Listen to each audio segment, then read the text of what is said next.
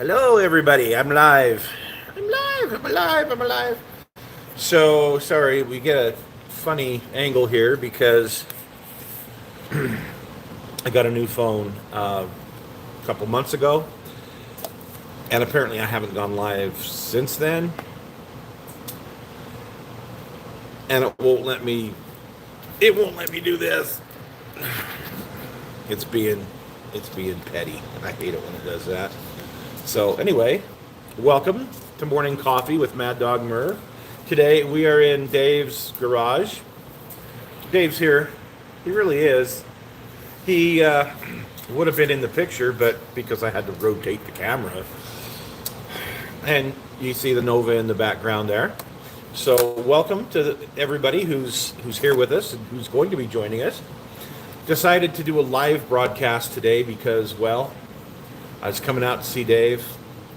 We're going to be doing some video with the Nova, and it was a great opportunity. So here we are live, and I got Starbucks. Homemade. Yeah, Dave's got homemade. He's got his homemade stuff, his homemade brew. So for today's shout out, a lot of channels I've been watching lately, and we've talked about them. So I'm not going to give a shout out to a specific channel. Hey, you see, how you doing? It's good to see you, bud. Glad you're here. Thank you for joining us. The shout out today goes to a great patron of the channel. His name is Mark, and I've mentioned him several times before, and I'm sure I'll be mentioning him several more times in the future. But Mark does some. He really helps support this channel. He does. He's the guy that goes to Goodwill type of places. You know, we call them DI around here, Deseret Industries, but they're thrift stores, and he finds some great deals. He will always send me a picture. Hey, I found this model kit. You know, are you interested in it? And so this week I met up with him, and he had some real great stuff to donate to the channel. For one thing, there's a pair of sprue cutters, brand new sprue cutters that I've already been using and enjoying because my old sprue cutters were starting to get worn down. So, but he does so much to help the channel. So, big shout out to my friend Mark, and appreciate what you do to help and to support the channel. So, I hope that. What did we do last week? We did one of the ships, didn't we? And we did the mooring keys, Pearl Harbor mooring keys. Being part of a history group, and the friends that I have in that history group, one of them is a naval historian, not belly naval, but naval is in U.S. Navy. Okay, we'll make that very clear. He is very, very knowledgeable on U.S. Navy stuff, and has been a real good help. We've featured some of his models before on the channel. But my friend Chris, one of the things that he had pointed out to me many years ago when I had talked about doing a model of Battleship Row in Pearl Harbor was that the mooring keys, and that they were a little bit different, and why there were mooring keys and all that kind of stuff.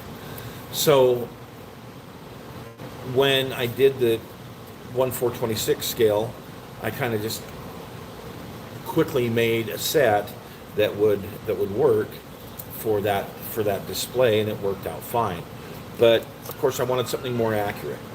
Well, Loose Cannon Productions, who is now not Loose Cannon anymore, they have kind of split off into two different groups, and I understand the one fellow's in the Philippines still casting stuff, but I don't know which.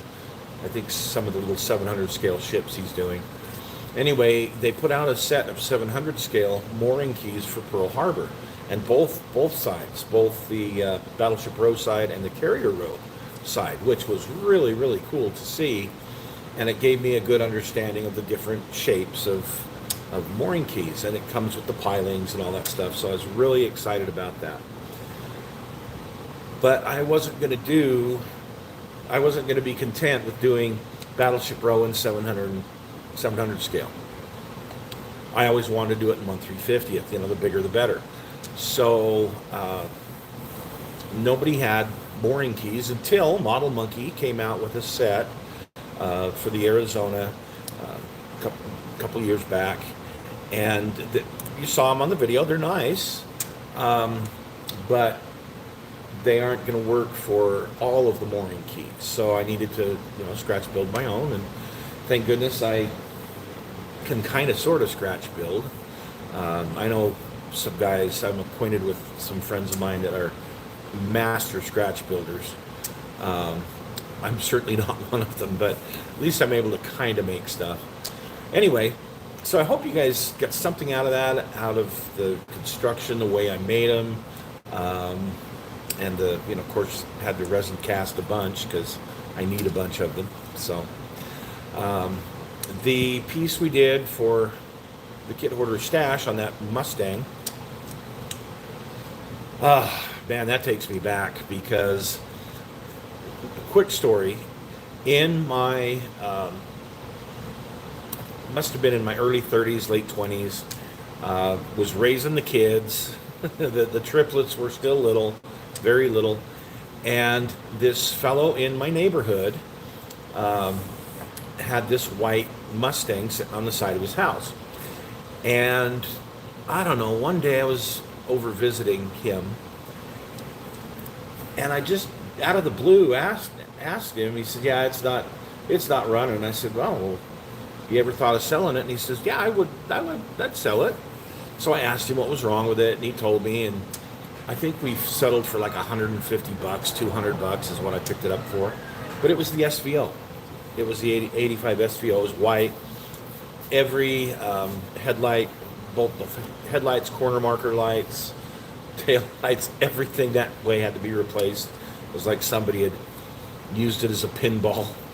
And of course the engine was shot. It really had a hard life, and I don't know if he's the one that gave it the hard life, but regardless, pulled the engine out. It had a big hole in the block, that kind of thing. Never did. Raising a large family, never had the money to fix it, so I never did. Wound up selling it. But it's one of those things that, man, I wish I still had it. I kind of regret ever selling it. Would be nice to have today. I did find another 85 at one point in time that I took for a test drive, and so I know how they handle, I know how they drive, and it may be a little four-cylinder, but being a turbo 4, it got up and moved. So just the wheels on it look ugly. That's the thing. Anyway, I'll get to those kits eventually. The MPC version I've already painted. That monogram, I know I'll get it built one of these days. So coming up on the channel, I'm not sure what we're going to do for the stash, because like I said, I have several things right now stacked up that I need to produce a video on. So I'm not sure. It might be an aircraft, it might be a car, it might be a ship, you never know. I can tell you what's coming pretty soon, because I got a notification from the squadron shop in Texas that I'm going to be getting my 1/35th scale Akagi bridge and flight deck and cape in 35th scale. That's going to be coming soon, because they've now charged me, and they said they'll only charge when they're ready to ship. So I should be getting that soon, and as soon as I get it, we will review it. I'm excited to build that one, but there's already some issues before. I've kind of heard and seen some of the test shots, and there's some issues that we'll point out when we do our video. So anyway, tomorrow's show. Tomorrow, we're going to be looking at the progress on the Nova. Remember a couple of years ago, Dave had found this Nova in Idaho, and we went up, hauled it back, had a wonderful time. It was a fun road trip. Anytime Dave and I do, anything, it's fun. So we did this road trip and got the Nova back here. And since then, it's kind of sat. So it sat at the condo that he lived at for a while. When they built this home, it came out here. It's got its own little dedicated section of the garage, which is cool, its own door, you know. But it sat for a while because at the time he was saving and acquiring parts to get it put together, because he didn't want to just strip it down and have it sit for 20 years, you know, unassembled. So when he got to a certain point, decided now's a good time. Let's start stripping it down because we're getting the components we need to get it put back together. So we'll take a look at the progress on it. I think you guys will find that kind of interesting, especially the car guys. And whether you're a Chevy guy or not, it's going to be a cool build. So we're going to look at the 1-to-1 scale Nova tomorrow. Oh. And I got my coffee awfully strong this morning, but that's okay. I need it. So, what have we been doing this week? It's awfully bright out there, but you can see this white garbage that's all over the ground. And that's just because he lives out here on the top of the mountain. I have 5,175 feet. 5,175 feet, yeah, from from sea level. At my place, we got a little bit of snow, and it lasted for, I don't know, an hour and a half before it melted. So the weather this week has not been conducive to doing anything real fun. And after the snow left, it was in the 40s-ish, you know, so at least it wasn't too bad. But after the snow left, it got cold. So right now, we're about, even this late in the morning, we're about, what, 20, 25? 20. 21 degrees out here. No, not fun. Anyway, so, joys of living in Utah. You know that little 23. That little fuzzy guy? Oh, 23. That little fuzzy guy that sees his shadow or doesn't.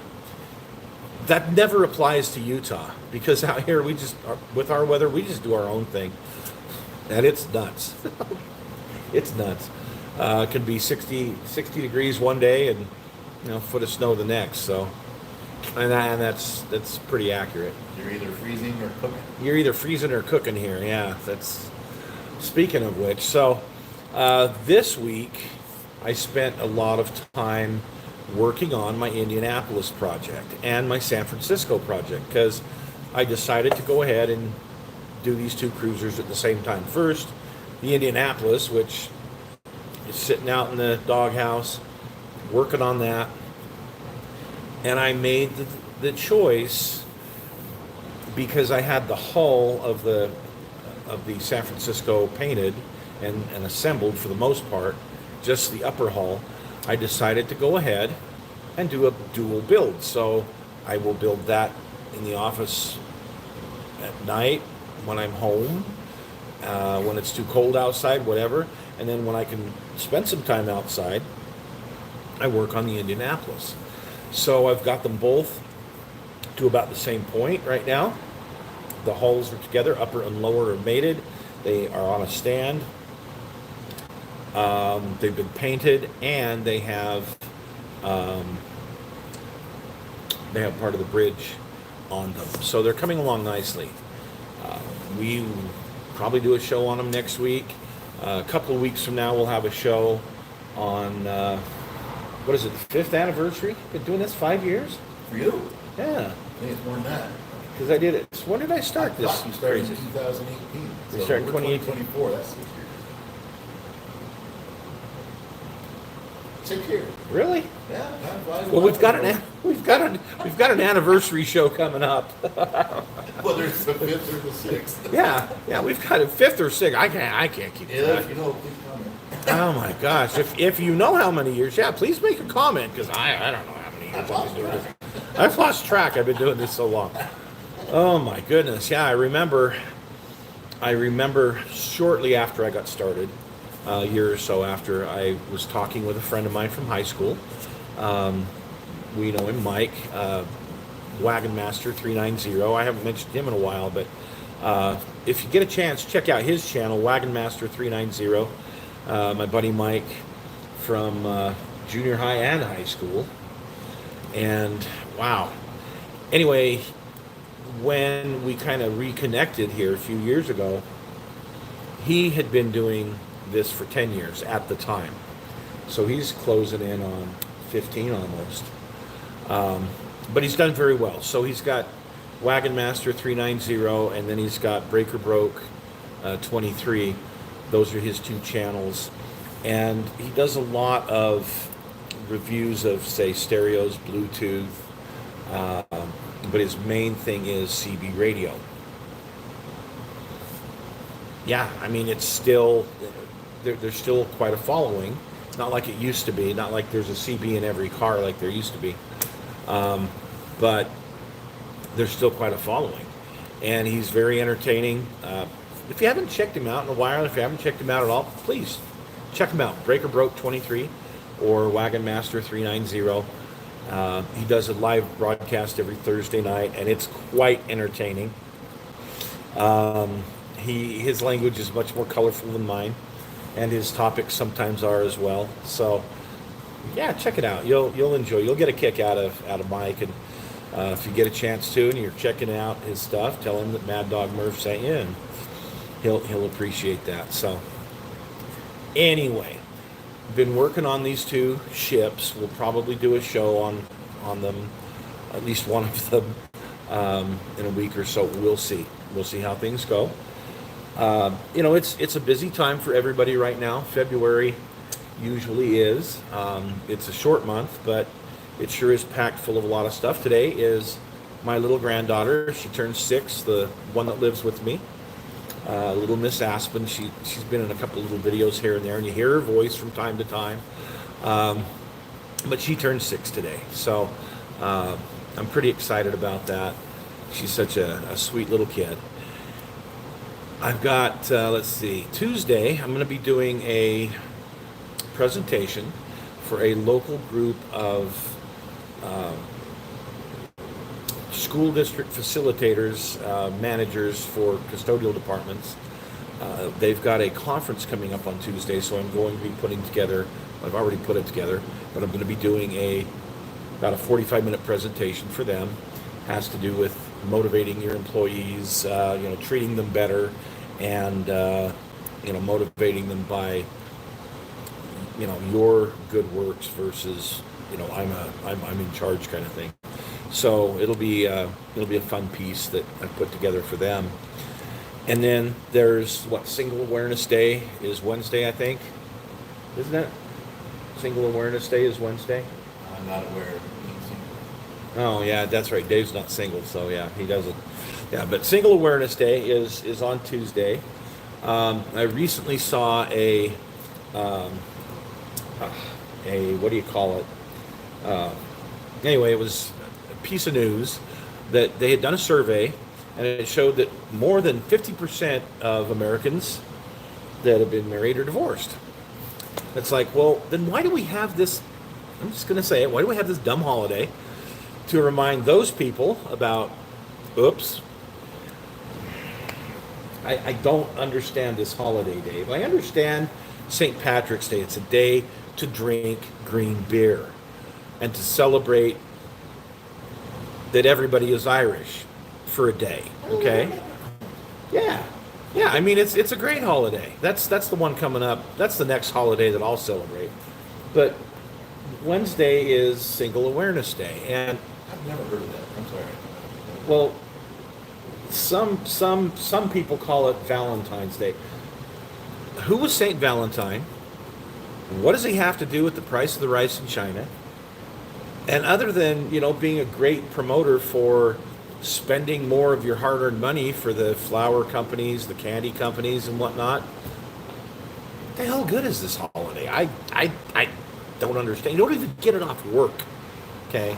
It's great for the flower shop. Yeah, I mean, it's great. My friend Darla, Robin's wife, which I donated some money to for this holiday. Anyway, yeah, it's great for them, but for the rest of us, I don't know. So,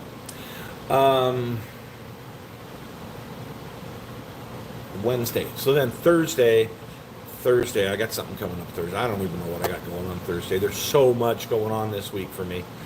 I might get some time to build a model or two. We'll have to see. But, well, folks, I am going to. Let's see. We've covered what we're doing tomorrow. Yeah. So I think we're good. I'm going to let you guys get to your coffee and hopefully a nice warm breakfast or hot breakfast. Warm sunshine. Dave and I, well, we're gonna play around with the Nova for a few minutes, and then we're gonna get off to our Super Bowl parties. Well, I'm not doing Super Bowl party this year. By the way, I have heard that there's the two teams are the San Francisco 49ers, which I used to really like at one point in time, and the Kansas City Chiefs, which I've never really cared much for, but it's not that I hate them. I just never cared much for them. But anyway, I've heard that they have somebody called Taylor Swift this year on their team. Well, I don't know. I don't know who it is, but I'll tell you what. He one hell of a player. He sure sounds fast. Yeah, Taylor Swift. Yeah. Anyway, so but I have a party to go to this afternoon. It should be a lot of fun. Little Smokies, Chipotle chicken. Yeah, I'm going to be enjoying my afternoon. So, you guys have a great day. Try to avoid this holiday on Wednesday. And we will see you next week. And tomorrow, we'll see you for a walk around of what's going on with the Nova. Thanks, everybody. Take care.